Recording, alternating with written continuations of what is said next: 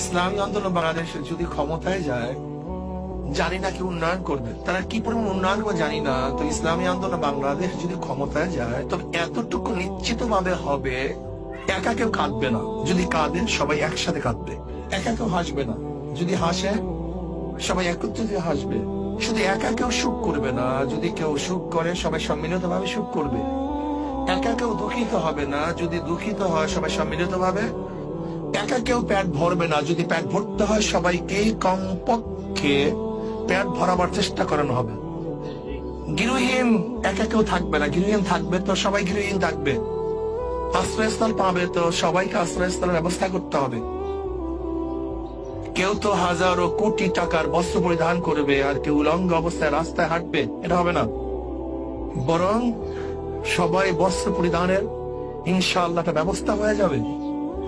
কেউ তো America Europe গিয়ে চিকিৎসা করবে আর কেউ রাস্তায় ধুকে ধুকে চিকিৎসাহীন মরবে, এরকম হবে না।